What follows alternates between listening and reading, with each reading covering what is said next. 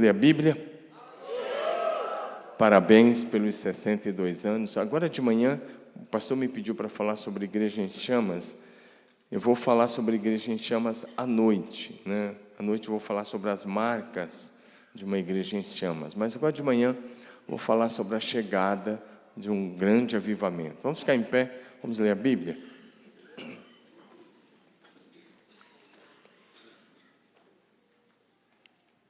Isaías 11, de 1 a 10. Um ramo surgirá do tronco de Jessé, e das suas raízes brotará um renovo. O Espírito do Senhor repousará sobre ele, o Espírito que dá sabedoria e entendimento, o Espírito que traz conselho e poder, o Espírito que dá conhecimento e temor do Senhor. E ele se inspirará no temor do Senhor. Não julgará pela aparência, nem decidirá com base no que ouviu, mas com retidão julgará os necessitados, com justiça tomará decisões em favor dos pobres. Com suas palavras, como se fosse um cajado, ferirá a terra, com o sopro de sua boca matará os ímpios. A justiça será a faixa do seu peito, e a fidelidade o seu cinturão. O lobo viverá com o cordeiro, e o leopardo se deitará com o bode. O bezerro, o leão e o novilho gordo pastarão juntos, e uma criança os guiará. A vaca se alimentará com o urso, seus filhotes se deitarão juntos, e o leão comerá palha como boi. A criancinha brincará perto do esconderijo da cobra, e a criança colocará a mão no ninho da víbora. Ninguém fará nenhum mal, nem destruirá coisa alguma em todo o meu santo monte, pois a terra se encherá do conhecimento do Senhor, como as águas cobrem o mar. Naquele dia, as nações buscarão a raiz de Jessé, que será como uma bandeira para os povos, e o seu lugar de descanso será glorioso. Diga amém. Você pode dizer uma coisa assim, diga assim: eu amo Jesus Cristo, de todo o meu coração. Agora levante sua mão e diga isso, feche seus olhos e diga: eu amo Jesus Cristo, de todo o meu coração. Repete comigo uma rápida oração, diga: Pai nosso que estás no céu, nós te pedimos, em nome de Jesus, envie o Espírito Santo agora mesmo, envie o Espírito Santo poderosamente, de uma forma extraordinária, sobrenatural. Diga: querido Espírito Santo, fica à vontade, tu és muito bem-vindo. Aumente a presença manifesta do Senhor neste lugar, em nome de Jesus. Amém? Podem sentar. Eu sei que esse texto é um texto totalmente messiânico, mas o verdadeiro avivamento tem como base Jesus. É centrado na pessoa de Jesus. E tem como base aquilo que Jesus fez na cruz. Se você não entender o que aconteceu na cruz, dificilmente você vai viver o avivamento, aquilo que ele conquistou na cruz. É a base para um avivamento. Mas esse texto messiânico, o profeta Isaías disse algumas coisas sobre a vinda de Jesus.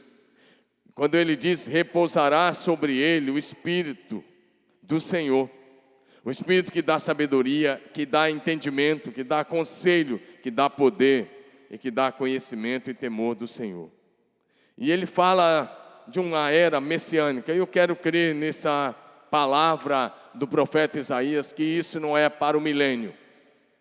Eu quero crer que isso começou há 2000 anos atrás, com a vinda de Jesus, e que isso continua, e que deve ser a ação normal da igreja do Senhor nessa terra, o braço missionário da igreja. E ele fala algumas coisas nesse texto, eu espero que a gente possa caminhar um pouco. Não é uma mensagem expositiva, mas apenas olhando para esse texto, como a chegada de um avivamento, a partir da entrada em cena de Jesus, dizendo: o reino chegou, o reino do céu está chegando, o reino entrou e o rei chegou entre nós. Amém? Jesus é a razão da nossa fé, é a razão para vivermos e morrermos, é a razão da existência dessa igreja. É por Ele que nós vivemos, nos movemos e existimos. E eu quero pensar que Jesus tem gerado um avivamento no céu, e Ele quer operar na terra, nesses dias, pelo Espírito Santo. E que essa igreja deve ser uma agência de avivamento nessa cidade. Amém? Vocês estão numa cidade linda, maravilhosa.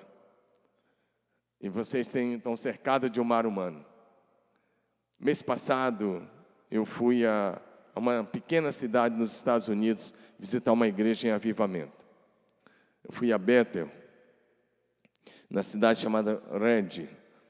Redding é uma cidade de 100 mil habitantes apenas, lá na costa oeste dos Estados Unidos, na costa oeste da Califórnia. 100 mil habitantes. Você pega um voo aqui no Brasil, dependendo de onde você vai, e depois desce lá em Chicago, mais 4 horas e meia de voo até Sacramento, e mais 3 horas e meia, 4 horas de carro, dependendo do seu pé, né, nós somos de carro. Eu fiquei uma semana lá, dentro dessa igreja. A igreja chama Bethel. Muitos livros do pastor Bill Johnson, que é o pastor titular, têm sido lançados no Brasil, especialmente pela editora Chara, de Brasília. Mas o que eu gostei muito de ter visitado aquela igreja, eu já visitei tantas outras igrejas grandes, eu gostei da simplicidade, gostei do que acontece lá, mas o que me falou muito ao coração é que uma igreja que o pastor está lá há 38 anos, numa cidade de 100 mil habitantes, o louvor que eles cantam lá na Bethel, hoje é cantado no mundo todo. As bandas de louvor têm saído pelo mundo todo, mundo todo. E lá estudam 2.000 jovens, eu gostei muito dessa ideia.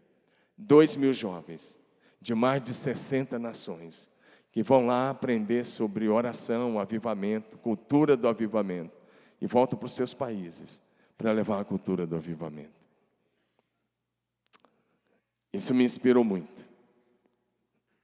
Eu fui muito mais inspirado pelo que eu vi do que pelo que eu ouvi. E por que eu falei da Bethel, por uma cidade tão pequena? Porque vocês estão em Curitiba. Se uma igreja lá de uma cidade tão pequena, de 100 mil habitantes, pode influenciar o mundo, a Alameda pode influenciar essa cidade, o Brasil e as nações. Pode influenciar. Tudo começa com um grande avivamento. Levanta sua mão e diga assim: da Alameda, diga bonito, da Alameda, em Curitiba, para as nações. Diga de novo, porque você não creu, agora fala crendo, diga assim: da Alameda, para as nações. Amém. Da Alameda para as nações. Querido, presta atenção nisso. Um outro pastor que eu admiro muito é o pastor Michael Catt, da Igreja Batista de Albânia, na Geórgia. Esse pastor era uma igreja batista, bem conservadora, bem tradicional, e eu me vi em cada parte da história dele, porque eu vivi essa história. Ele assumiu a primeira igreja batista de Albânia, na Geórgia. Essa igreja era tão tradicional que não podia ter palmas, como vocês bateram palmas aí no louvor, e eu também bati, mas não podia ter palmas. E ele disse que ele começou a pregar sobre avivamento. E começou a pregar. E o primeiro dia que a igreja bateu palmas, logo na segunda-feira, quando ele chegou para trabalhar, um diácono estava lá e alguns diáconos estavam lá para uma reunião, porque tinha tido palmas no culto.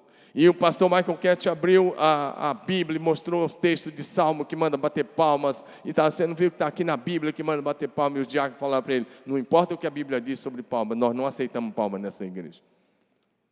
Mas ele foi fazendo um trabalho. E ele começou a dizer: de Albânia, Geórgia, para o mundo. E eles fizeram aquele primeiro filme, A Virada. Investiram $10 mil naquele filme. E foi um sucesso. Aí eles fizeram o filme Desafiando Gigantes. Quanto viram Desafiando Gigante aqui? E eles foram fazendo uma série de filmes. Aquele filme Desafiando Gigante passou em quase todos os clubes de futebol do mundo. Passou dentro dos aviões, até dos aviões muçulmanos, nas empresas muçulmanas. Aquele filme foi passado em todo o mundo. Um dos últimos dele foi Quarto de Guerra. Quem assistiu Quarto de Guerra aí? Mas aquele pastor, com uma visão, ele começou a dizer: de Albânia, Geórgia, para o mundo, para as nações. Se a igreja viver um avivamento, o fogo vai se espalhar. Amém, amados? Basta viver um avivamento. Querido, você está aqui nessa igreja porque Deus tem um propósito. A igreja está muito boa, está tudo muito bonito, mas igreja não é lugar de chegada, é ponto de partida. A igreja não é lugar de chegada, é ponto de envio. Amém? É lugar de envio. Você está aqui, mas logo, logo você vai ser enviado. Começa quando você sai daqui, que já começa o teu campo missionário. Mas é lugar de envio daqueles que vão fazer discípulos das nações. E Deus está chamando você para ser o ponto inicial de um avivamento na sua casa, na sua rua, no seu apartamento, aqui nessa cidade, e para que você possa viver céu na terra nesses dias. Diga amém. Eu não sei quanto a você, mas eu estou esperando da parte do Senhor o maior avivamento da história. Vai acontecer nesses dias. Amém? Vai acontecer porque Deus é fiel, vai acontecer porque está escrito na Bíblia Sagrada, vai acontecer no detalhe da vírgula. Se você crer, você vai viver avivamento. Se você não crer, você vai contar a história. Ou então você vai ver a banda passar e vai aplaudir a banda. Eu te convido a fazer parte da história. Diga amém. O Espírito Santo nesses dias está levantando uma geração da igreja, que eu chamo de geração em chamas para Deus. Gente que será usado para transformar a sua cidade e a nação. Esse poderoso avivamento gerado no céu e operado nessa terra pelo Espírito Santo virá sobre esta geração da igreja. Durante 2000 anos praticamente, da história da igreja, o candelabro estava no hemisfério norte da terra. Se você olhar as histórias dos avivamentos desde Jerusalém, você vai olhando e os avivamentos aconteceram todos no hemisfério norte da terra. Mas agora, de alguns anos para cá, o candelabro da igreja está no hemisfério sul da terra. E todos os teólogos americanos sabem disso. Está no hemisfério sul, você pega toda a América do Sul e vai até parte da Ásia. Hemisfério sul. Isso significa privilégio, mas significa grande responsabilidade. Porque se a gente não entender o tempo da visitação de Deus, a gente perde esse tempo e o avivamento passa. Mas vocês não vão perder. Amém, amados? Esse avivamento que está acontecendo no hemisfério sul da terra é um tempo de Deus, é o vento do Espírito soprando no hemisfério sul. E nós temos que embarcar nesse vento. Amém, amados? Porque nós só temos que nos juntar a Deus naquilo que Ele está fazendo. Nós não temos que fazer planejamento e ficar lutando com Deus para Ele abençoar. Nós nos juntamos a Deus naquilo que Ele já está fazendo, naquilo que é a vontade dEle, naquilo que é o propósito eterno dEle para as nações nesses dias. Amém? Nós estamos buscando isso. O pastor falou aqui, nós estamos lá todos os anos em Marília, nós fazemos um jejum parcial da Páscoa ao Pentecostes. Da Páscoa ao Pentecostes, 50 dias. Porque eu descobri que havia um hiato aí no calendário evangélico, que ninguém quase faz nada nesses 50 dias. Então eu resolvi fazer esse jejum parcial. Há muitos anos nós começamos a fazer isso e a gente faz. E hoje é o primeiro dia que eu estou ficando fora da igreja na Santa Convocação. E hoje é o encerramento desse jejum. E nos últimos 21 dias a nossa equipe resolveu intensificar mais o jejum. E por isso que a minha esposa ficou, porque hoje o culto já começou às 10 horas da manhã, não tem nenhum intervalo, e ele vai até às 22 horas. Até às 22 horas. Nós chamamos de Santa Convocação. Por quê? Porque nós estamos buscando um avivamento. Nós não estamos brincando de ser igreja, nós estamos buscando o avivamento mesmo. Porque nós queremos marcar a nossa nação e as nações. Amém, amados? Nós estamos em muitos lugares como missionário, mas nós entendemos que isso é só o começo. Esse avivamento, querido, nos levará a viver um estilo de vida santo. e uma cultura do céu na terra, a falar a linguagem do céu e a viver os valores e os princípios do reino de Deus. Nesses dias, estabelecemos um padrão de santidade na história da igreja, como nunca antes, um padrão de fidelidade, para que a salvação do Senhor alcance milhares de vidas. Amém? Está chegando da parte de Deus, vindo do céu, um grandioso e poderoso avivamento de proporções mundiais. É assim como Deus tem conduzido a história dessa igreja, de maneira linda nesses últimos anos. Deus quer conduzi-los para coisas ainda maiores. E eu vou falar sobre isso num desses dias. Eu vou falar sobre o que Deus quer fazer. Sobre vocês ampliar os limites, as fronteiras, e ir além de que vocês têm ido. Aqui na cidade, na nação e entre as nações. Em primeiro lugar, então, um avivamento começa com o encontro face a face com Jesus Cristo. Se você não tem um encontro face a face com Jesus, você pode esquecer a ideia de avivamento. Porque o avivamento é centrado, como eu disse, na pessoa de Jesus, especialmente na obra da cruz, na ressurreição e na ascensão de Jesus. Você sabe, mas não custa a gente repetir, Jesus é o nosso maravilhoso conselheiro, Deus forte, o Pai da eternidade, o príncipe da paz. Isaías 9,6, o menino nos nasceu, um filho se nos deu, o governo está sobre os seus ombros, e o seu nome será maravilhoso conselheiro, Deus forte, Pai da eternidade, príncipe da paz. Por que eu estou voltando nesse ponto? Porque as pessoas têm banalizado o nome de Jesus, têm banalizado o senhorio de Jesus Cristo. Vivemos uma época em que o senhorio de Jesus tem sido deixado de lado. Jesus, para muitos evangélicos, parece a rainha da Inglaterra. Sabe por que eu estou falando rainha da Inglaterra? Porque lá tem o Império Britânico, né? Tem a rainha da Inglaterra, mas ela não governa. É só uma peça decorativa. Quem governa é o primeiro-ministro e a Câmara dos Lordes lá, não é isso? Para muitos evangélicos, Jesus é como a rainha da Inglaterra, é só uma peça decorativa. Porque você vive a sua vida e você tem a sua agenda sem Jesus praticamente. Então não tem avivamento se Jesus não for o Senhor do seu tempo, Senhor da sua agenda, Senhor do seu lar, Senhor do seu casamento, Senhor dos seus filhos, Senhor das suas finanças. Senhor. Quando a gente olha a agenda da igreja primitiva, a gente tem que fazer uma pergunta: quantos dias por semana a igreja primitiva se reunia? E você só tem uma resposta baseada em Atos 2,46, em Atos 5,42, todos os dias, no templo e de casa em casa. Mas é evangélico que só cumpre a agenda de 2 horas por semana, e depois você vive uma agenda sem Jesus, e você quer viver avivamento, que você não vai viver, até que Jesus seja o Senhor do seu tempo, e de tudo que você é, e de tudo que você tem. E esse encontro face a face tem que nos levar a um relacionamento e uma paixão por Jesus, mas uma dedicação a Ele, e Ele tem que voltar a ser Senhor, e não apenas uma peça decorativa. Que você olha para Ele e fala: fica aí Jesus, domingo que vem a gente se encontra 10 horas da manhã, e meio-dia eu vou embora para casa, a gente se encontra no próximo domingo. Vivendo assim não teremos avivamento. Nós temos que dar a Ele o lugar que é devido, o senhorio absoluto. Filipenses 2, de 9 a 11, pelo que também Deus o exaltou soberanamente, lhe deu um nome que está acima de todo nome, para que ao nome de Jesus se dobre todo o joelho dos que estão no céu, na terra e debaixo da terra, e toda língua confesse que Jesus Cristo é Senhor, para a glória de Deus Pai. Meu querido, nós temos que relembrar sempre que Jesus é a única esperança para o povo desse planeta.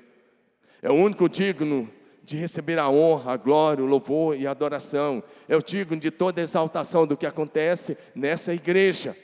Quando eu olho para Jesus, eu tenho que pensar nele assim, eu tenho que me relacionar com Ele como Senhor. Eu vejo até alguns cantores gospel escrevendo letras de música que chamam Jesus de você. Eu quero dizer, isso com todo respeito, eu sei que é uma tendência norte-americana, mas não tem nada a ver com o que lemos nas Escrituras, porque quando eu olho para Jesus, eu tenho que pensar no quadro, por exemplo, de Apocalipse 5, de um em diante, que João está vendo, e ele vê Deus, o Pai, com um livro na sua mão direita, e ninguém, nem no céu, nem na terra, nem debaixo da terra, podia nem mesmo olhar para aquele livro, e João começa a chorar, até que o anjo diz para ele: para de chorar, porque olha lá, o leão da tribo de Judá venceu para abrir o livro e romper os seus 7 selos. Jesus é esse que quando ninguém, nem no céu, nem na terra, nem debaixo da terra, podia nem mesmo olhar para aquele livro, Ele é aquele que se levanta e vai e pega o livro da mão direita de Deus, e um louvor novo explode no céu. Digno é o Cordeiro que foi morto e reviveu, de receber o poder e a honra e a glória e a força e o domínio, porque foste morto e com o teu sangue compraste para Deus homens que procedem de toda a tribo, língua, povo e nação. Amém, amados? Se você não entender quem é Jesus, você vai banalizar. Você vai ver uma vida independente dEle. Você vai ver uma vida longe dEle, dentro da igreja. Mas, como eu disse, Ele fica sendo apenas uma peça decorativa. Então, a primeira coisa para ver um avivamento é um encontro face a face com Jesus como Senhor. Jesus como Senhor. Sabe o que é uma coisa? Olha, que as igrejas erraram muito, e os pastores erraram ainda mais.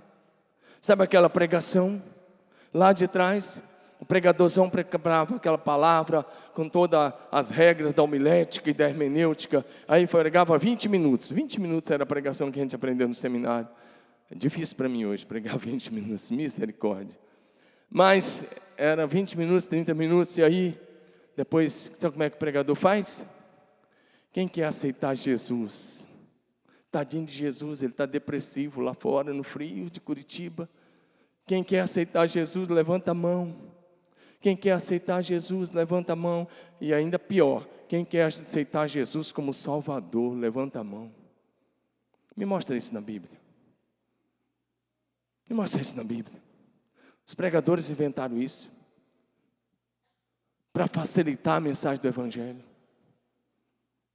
Como se Jesus estivesse lá sofrendo, depressivo. E pior, os estudiosos da Bíblia que fazem um bom seminário, aprendem hermenêutica, exegese, e aí vai lá e ainda usa Apocalipse 3:20. Eis que estou à porta e bato. Se alguém ouvir a voz e abrir a porta, entrarei em sua casa, com ele cearei ele comigo. Esse texto nunca foi escrito e nem foi dito para um ímpio que precisava se entregar a Jesus.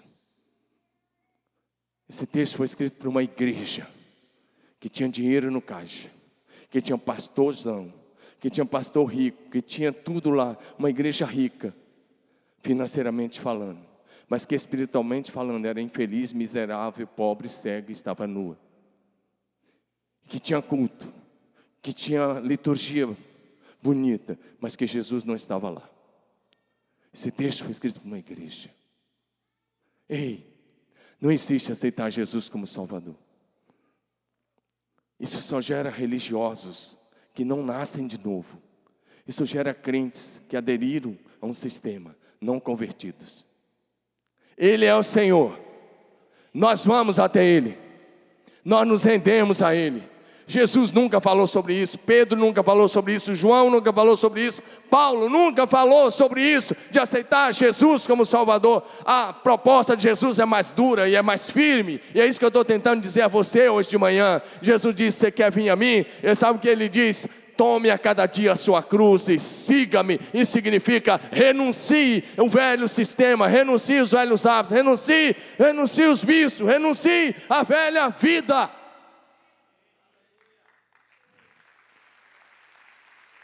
E Jesus não deixa barato. Em Lucas 14:33, Ele disse: aquele que não renunciar a tudo quanto tem, não pode ser meu discípulo. Então não existe aceitar Jesus como Salvador. Existe sim. Você se rende a Ele, você renuncia tudo, inclusive a sua vontade, seus pensamentos, sentimentos mais profundos. E você vai a Ele, e Ele é Senhor, e Ele decide se Ele te recebe ou não. É claro que nós temos uma garantia. Em João 6,37 tem uma garantia. Aquele que vem a mim, de modo algum o lançarei fora. É a garantia, mas Ele é Senhor. Avivamento começa quando a gente estabelece o senhorio de Jesus Cristo na nossa vida, na nossa casa, no meio da igreja. Eu gostei da oração que foi feita aqui inicialmente, dizendo: nós declaramos o senhorio de Jesus Cristo nesse lugar. Amém, amados? Vamos para frente. É preciso que a gente entenda isso. Todas as pessoas que tiveram esse encontro e que passaram a viver o senhorio de Jesus Cristo, elas começaram a viver um avivamento.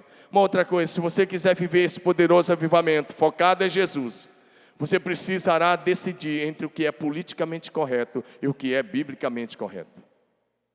A maioria das coisas que é politicamente correta não é biblicamente correta.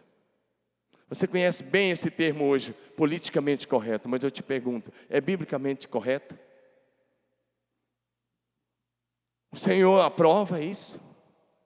Essa é a vontade expressa de Deus, é o que está escrito na palavra da verdade? Querido, é preciso que a gente entenda o que é biblicamente correto e o que é politicamente correto. Talvez no nome do politicamente correto você negociou os princípios do Evangelho. Em nome do politicamente correto você abre mão da sua amizade com o Espírito Santo para ser amigo dos homens.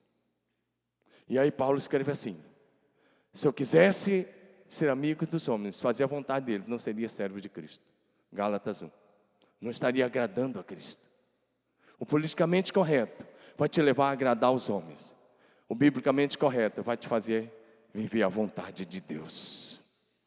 Amém? A escolha é sua.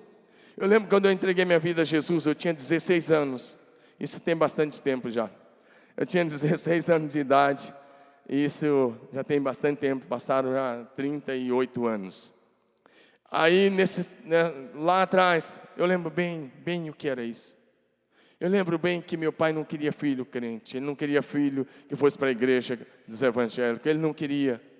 O politicamente correto era fazer a vontade do meu pai. Mas eu sabia que o biblicamente correto era entregar minha vida a Jesus. Então eu entreguei minha vida a Jesus. Meu pai me mandou embora de casa.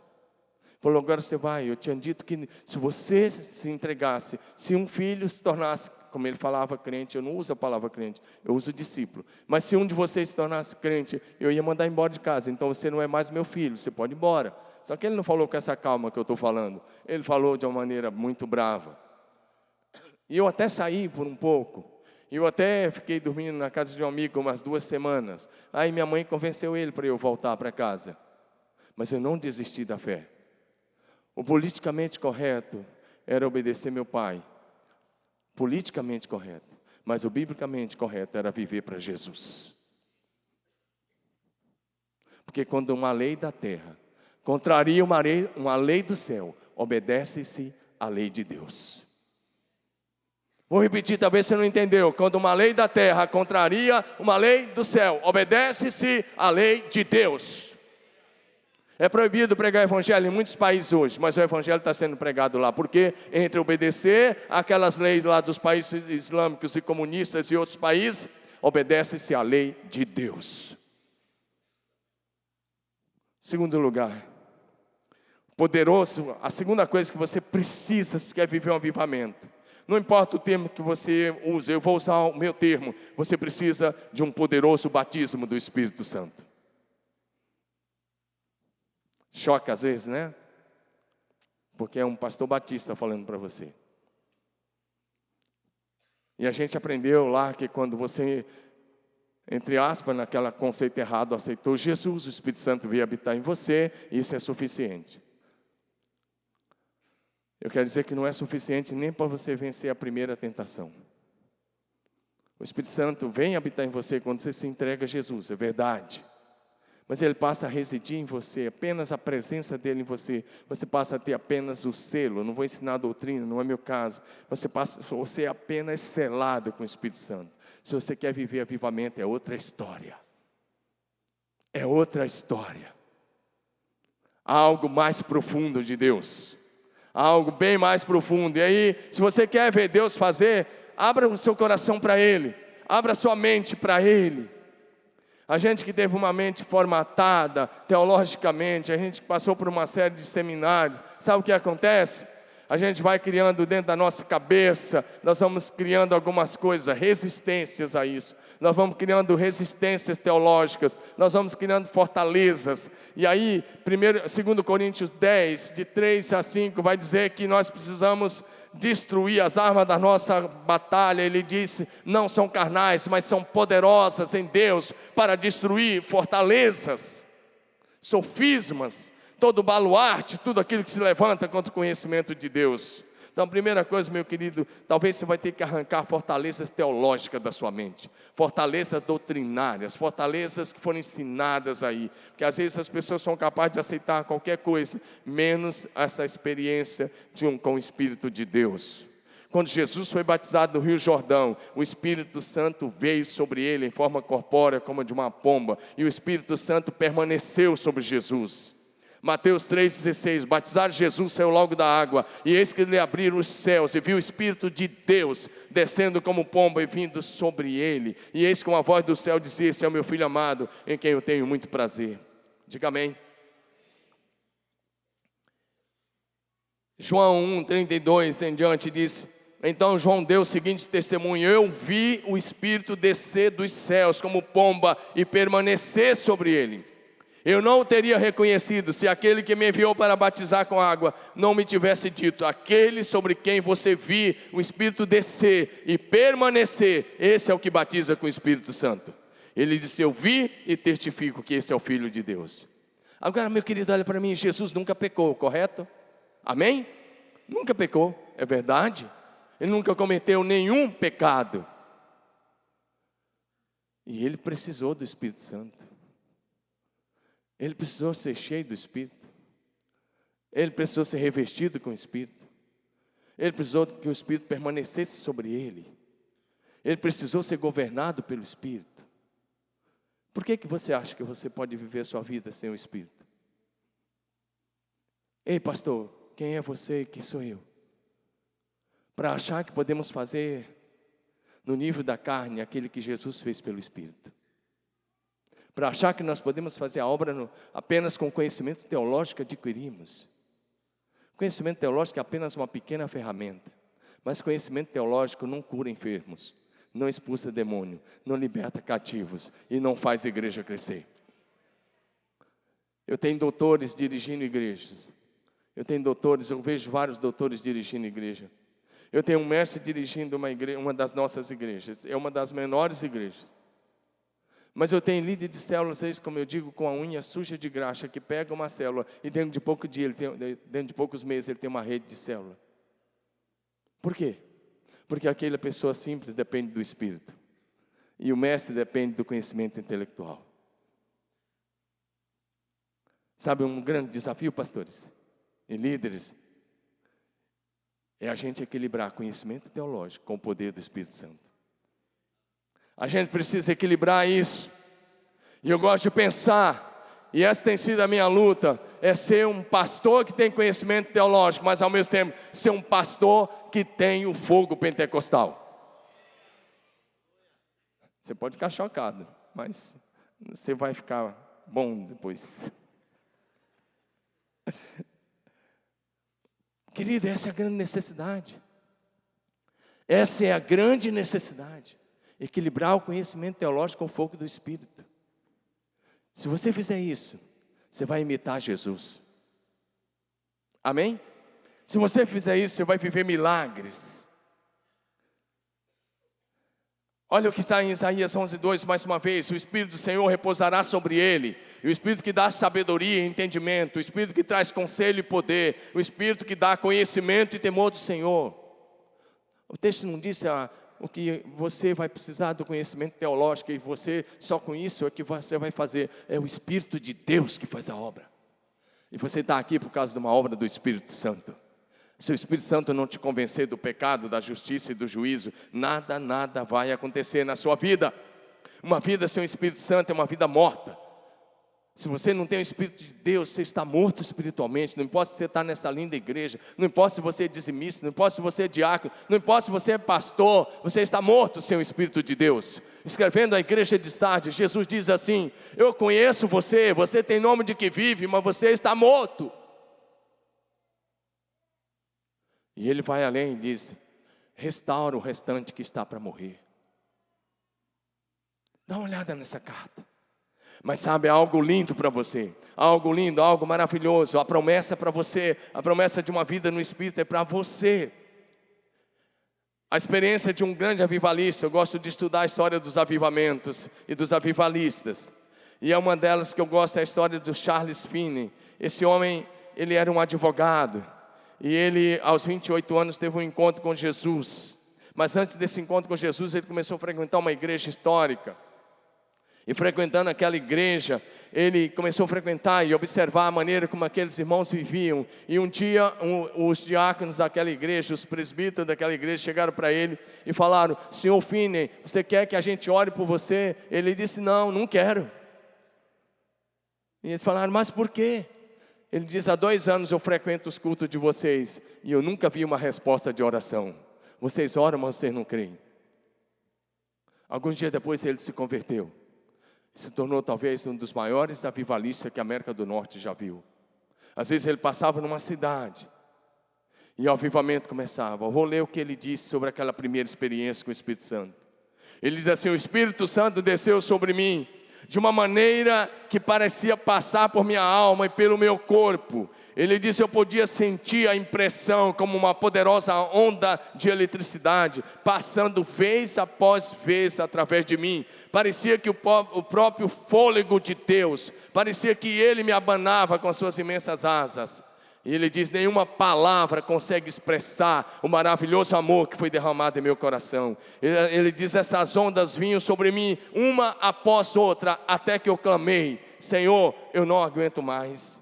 Eu morrerei se essas ondas continuarem a passar por mim. Presta atenção nisso. E ele diz o seguinte: quando ele percebia que esse fogo tinha esfriado, ele ia para uma chácara. Ele ficava uma semana orando, até que ele percebia que o fogo tinha voltado. Uma igreja em chamas é uma igreja que não deixa o amor, o primeiro amor por Jesus, se esfriar. Uma igreja apaixonada por Jesus e pelas vidas. É uma igreja que vive essa experiência do Espírito. Sabe, querido, eu morava aqui em Curitiba e eu fazia um mestrado lá no CEM, Centro Evangélico de Missões em Viçosa. E aquela época era muito difícil. Eu pegava um ônibus aqui em Curitiba e ia para São Paulo. E lá de São Paulo, eu pegava aqui meia-noite, ia para São Paulo, amanhecia em São Paulo. 7h30 da manhã eu pegava um outro ônibus de uma empresa chamada Salutares, me lembro até hoje. E eu rodava 12 horas nessa empresa. Passava ali pelo interior do Rio, Barra Mansa, Volta Redonda. E aí passa naquela cidadezinha toda que eu aprendi de cor. Fiz isso 3 anos. E aí Paraíba do Sul, 3 Rios, e aí lá em Juiz de Fora, ia para frente até chegava em Viçosa. Eu fiz isso durante 3 anos. Mas um dia eu estava lá. Era o meu 3º ano lá, e nós resolvemos fazer um dia de jejum. A gente orava, né, Marcos? O Marcos sabe de algumas coisas, que a gente chegava na reunião da associação, e a gente fazia um sinalzinho, né, Marcos? Como é que era o sinal, Marcos? Olha aí. Esse assim mesmo, de joelho é melhor. E a gente orava numa chácara ali, né? Que era de uma membro da igreja do Bom Retiro. A gente orava em outros lugares, mas eu sempre gostei de orar. Mas naquele dia nós resolvemos fazer um jejum. Eu, um pastor presbiteriano e um pastor assembleano e uma missionária batista. Pensa no negócio. E nessa época eu era o presidente da associação aqui, da capital. Eu era o presidente aqui dos pastores. E era o vice-presidente aqui do estado. Vocês estão ouvindo coisas que vocês nunca ouviram. Eu era o vice-presidente da Ordem dos Pastores do estado aqui. E eu era o presidente da Ordem dos Pastores aqui dessa capital. Eu era pastor aqui no Bom Retiro. Eu estava no meu 3º ano no mestrado. Naquela época lá. Presta atenção nisso. Fizemos um dia de jejum. Porque eu ficava 2 semanas lá e aquele era um domingo. Nós falamos, não tinha o que fazer, o CEM fica num vale. Nós estamos lá, pedimos uma classe e nós ficamos ajoelhados lá. Eu sei que teve um momento que a gente se ajoelhou umas 11 da manhã e ficamos até umas 3 da tarde sem levantar. Nós terminamos esse momento e a gente pediu a missionária para o alojamento feminino. E eu e esses 2 amigos, um pastor assembleano lá do estado do Piauí e um mineiro presbiteriano do Brasil. Imagina um negócio desse. Nós subimos o monte. Tem um monte bem íngreme. Nós subimos um monte para orar, um monte cheio de eucalipto. E era tão íngreme lá em cima que a gente só conseguiu sentar. Chegamos lá em cima, era umas 4 da tarde. E nós começamos a orar. E nós começamos a orar, sentado ali, com as mãos no joelho e orando. E de repente, esse meu amigo, presbiteriano, ele tinha a visão aberta, ele começa a dizer, estou vendo um anjo, e o rosto dele é como o rosto de um cordeiro. E ele começa a falar, o que ia acontecer em Brasília, era o governo Collor. E lá em cima do monte, ele começa a falar da queda do Collor, era fevereiro daquele ano. E ele começa a descrever, vai explodir uma bomba no Planalto, é isso, começa a escrever tudo lá. E eu estou ali, batistão no meio. O assembleano falando em línguas, e lá, e falando um monte de coisa. E eu não estava falando nada, eu estava só orando ali. E ele começa a descrever. Ele falou, esse anjo é gigante, ele é assim, e começa a descrever. E ele está dizendo isso, e ele falou realmente o que ia acontecer em Brasília, aconteceu tudo naquele ano que o Collor foi cassado. Só que aquilo foi revelado para a gente lá em cima do monte. Para mim não, para o Digilas. Eu falei o nome, desculpa. O nome é esse mesmo. Ele hoje é missionário na Argentina. E aí, eu não aguentei mais. Eu era o maior incrédulo dos 3 que estava ali. Cabeça formatada. Sofismas, conhecimento teológico, um cara de oração, um cara que jejuava.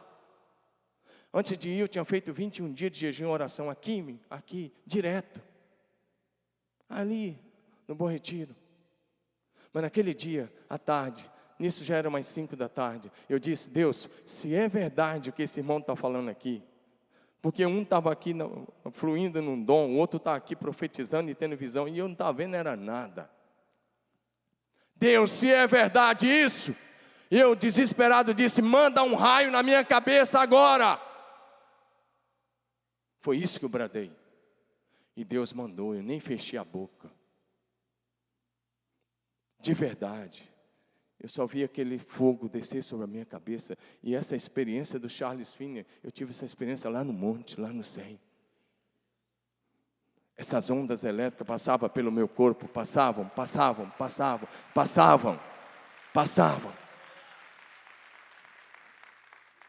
E chegou um momento que eu sabia que eu ia morrer. Eu só sabia que eu ia morrer, porque era muito forte. Eu disse, Deus, tira a tua mão e eu morro. Eu sabia disso. Tira a tua mão e eu morro.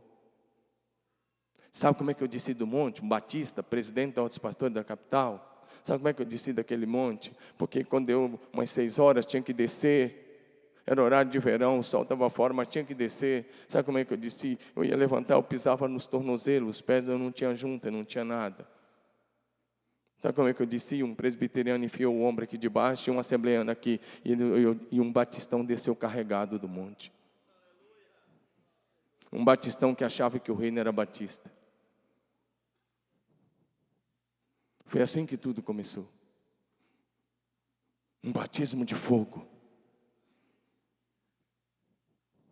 E eu não deixei de ser batista. Eu sou até hoje, vou continuar sendo, até o dia do arrebatamento da igreja, ou até o dia da minha volta para casa. Mas isso não basta. Todo dia eu tenho que renovar. Todo dia tem que tirar a cinza do altar. Todo dia tem que dizer, chega, Senhor. Todo dia tem que dizer, tira, faz de novo, Senhor. Acende um fogo novo. Acende um fogo novo. Sabe o que aconteceu? Depois disso, as experiências começaram com ele. Eu não vou contar nenhuma aqui para você. Eu só quero dizer que eu tive muitas experiências a partir dali. Mas esse de estar orando na minha casa e de lá orando, ajoelhado de madrugada, meu horário era às 3 horas da manhã, das 3 às 4:30, das 3 às 5. Esse era o primeiro horário de oração. Mas tinha outros horários. Eu estava orando. E Deus começava a mostrar o que estava acontecendo na casa dos membros. Deus está orando pelo fulano de tal, e Deus começa a mostrar o demônio. E eu via o demônio que estava agindo. Eu via o que estava acontecendo. Deus abriu os olhos. As visões abertas começaram.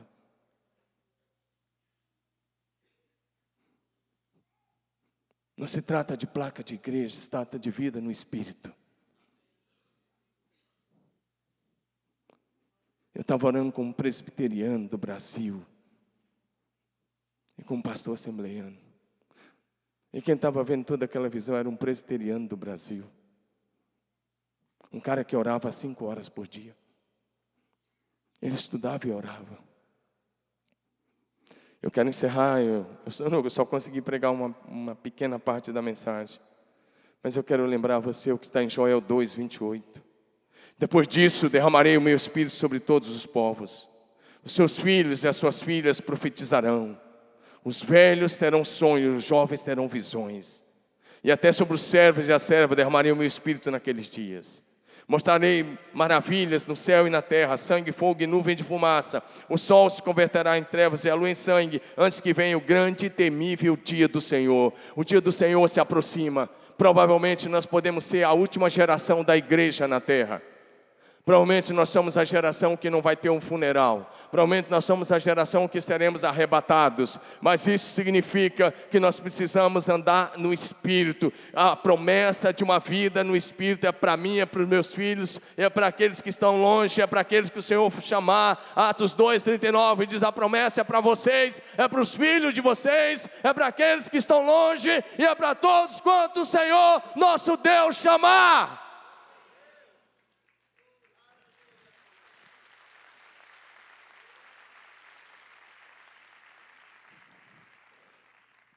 Um dos problemas, um dos ataques do diabo é tentar apagar essa chama do Espírito. Alguém escreveu um cântico lá atrás, e no meio desse cântico bem antigo, dizia: essa é obra santa. Nem Satã, nem o mundo todo pode apagar esse ardor, é obra santa do Senhor. O problema é que às vezes os de dentro da igreja, pastores e teólogos também têm feito de tudo para tentar apagar essa chama do Espírito. São capazes de aceitar maçonaria, são capazes de aceitar uma série de outras coisas, mas rejeitam a obra do Espírito de Deus. Hoje eu quero orar por você, quero dizer para você que aquela mesma chama que veio sobre os primeiros apóstolos, sobre os primeiros discípulos lá em Jerusalém, está presente nesse altar, está presente nessa igreja, está presente neste culto.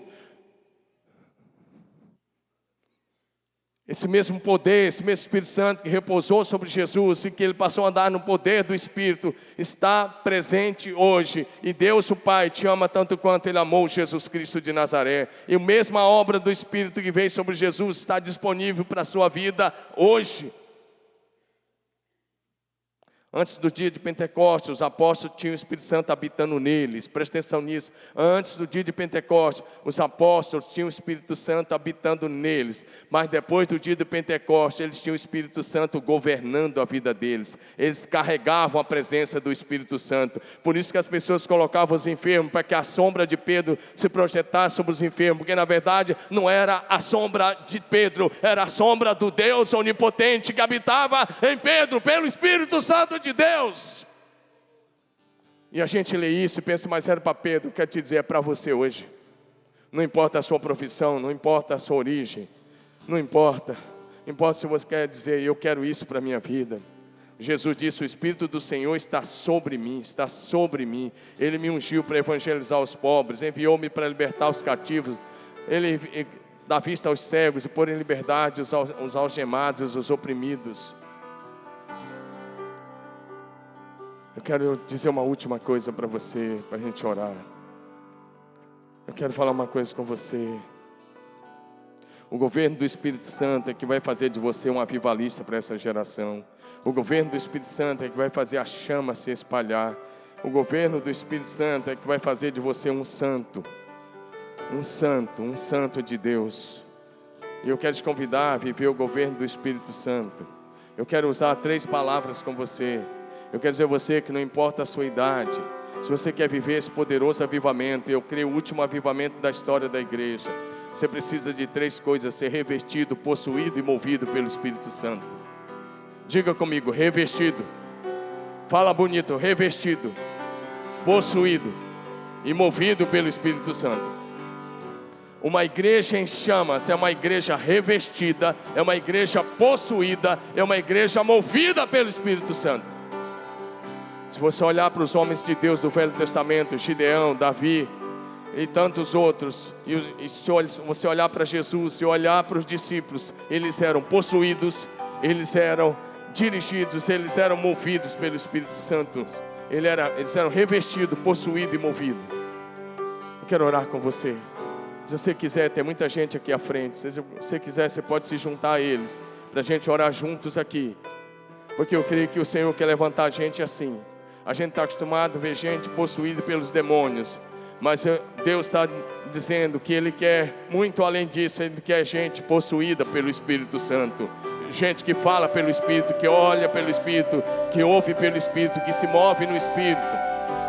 Gente que é revestido, gente que é possuído, gente que é movido pelo Espírito Santo de Deus. Se você pudesse, ajoelhe em todo o auditório agora. Se você quer ser um homem em chamas, uma mulher em chamas, alguém que vai fazer a diferença, eu quero te encorajar a fazer uma oração, pedindo ao Senhor para enviar mesmo um poderoso avivamento, gerado no céu e operado nessa terra pelo Espírito Santo. Que isso comece em você, que isso comece comigo, para que aquilo que o Senhor vai realizar nessa geração, Ele possa incluir o nosso nome, e pelo poder do Espírito Santo nós possamos ser agente de avivamento no Brasil e entre as nações.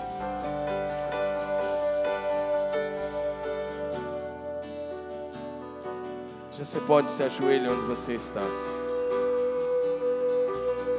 Clame por Ele. Clame por Ele. Deixa eu te dizer, você é tão amado quanto Jesus. Jesus diz: Pai, eu quero que eles saibam. Eu quero que eles saibam. Eu quero que eles saibam que o Senhor os ama tanto quanto o Senhor me amou, tanto quanto o Senhor me ama. João 17:20. Então, da mesma forma que o Pai enviou o poder do Espírito Santo sobre Jesus, que era 100% santo, que nunca pecou, Ele envia sobre a tua vida. Se você quiser estar em missão com Ele, Ele envia sobre a tua vida agora. É pela fé, você não precisa sentir nada, não precisa acontecer nada. Você precisa acreditar na obra da cruz, na obra da ressurreição, na ascensão de Jesus, naquilo que Ele já enviou. É centrado em Jesus. Ore agora. Comece a orar onde você está. Rasgue o seu coração.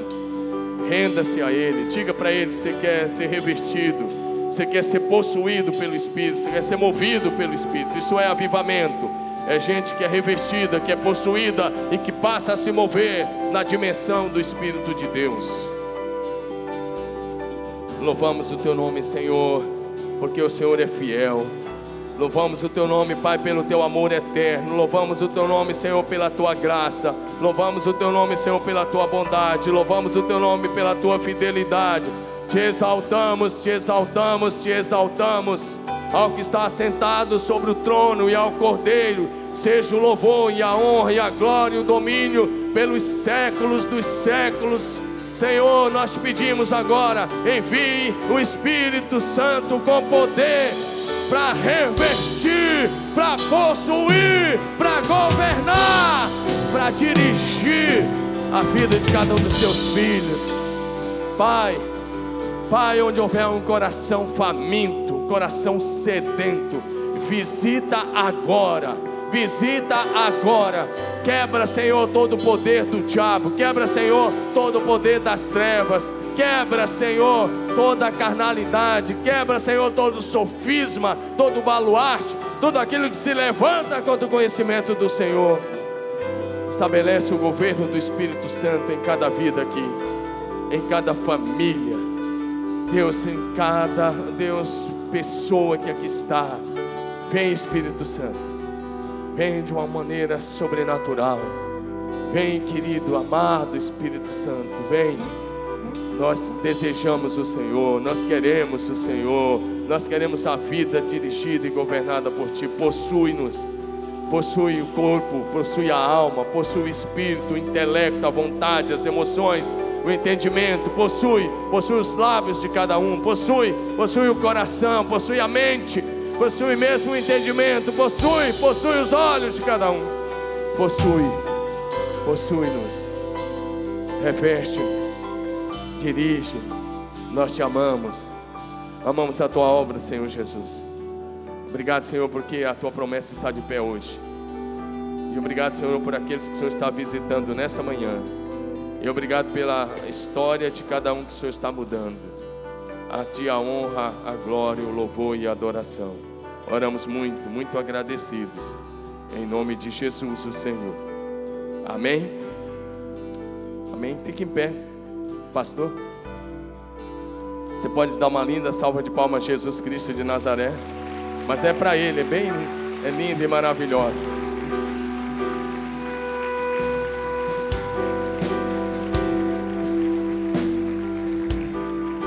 Os irmãos podem voltar para o seu lugar.